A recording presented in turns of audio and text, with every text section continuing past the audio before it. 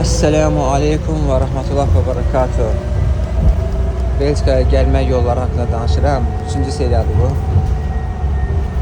Bir çox insanlar elə bilir ki, Belçikaya gəldi, çatdı, ayağını belə qoydu Belçika torpaqlarına.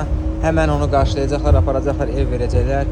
Ayına 2000-3000 euro pul verəcəklər. Özü şeylənəcək, dincələcək, yaşayacaq. Belə bir şey yoxdur. Qardaş, elə bir şey mən görməmişəm. Bura gəlsəniz bilin ki, əgər sıfırdan gəlirsinizsə 1 il, 2 il, 3 il əziyyət çəkəcəksiniz. Əziyyət çəkəcəksiniz və ondan sonra yavaş-yavaş öyrəşəcəksiniz. Kanallar açılacaq, yollar açılacaq, dost tanış çoxalacaq, iş tapa biləcəksiniz, normal iş tapa biləcəksiniz. Ola bilər gələndə normal iş tapa bilmirsiniz, ağır iş tapasınız. Belə yəni kim ki fikirləşir ki, bura gələn kimi, ayağını bura qoyan kimi buna sırası həmən ev verəcəklər, pul verəcəklər, yemək verəcəklər, ayına nə bilim 2000-3000 euro pul verəcəklər. Bu yalan söhbətdir. Burada belə bir şey yoxdur.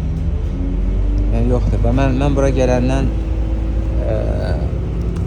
ancaq saat 6-dan 7-dən dururam, işdən gedirəm. Elə olur ki, saat 6-dan çıxıram evdən, ya 7-dən çıxıram evdən, saat 8-ə ancaq evə qayıdıram.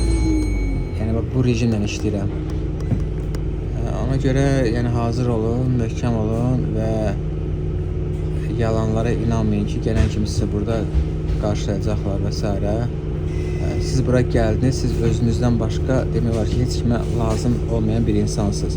Yəni öz əliniz, öz başınız, özünüz hərəkət etməlisiniz.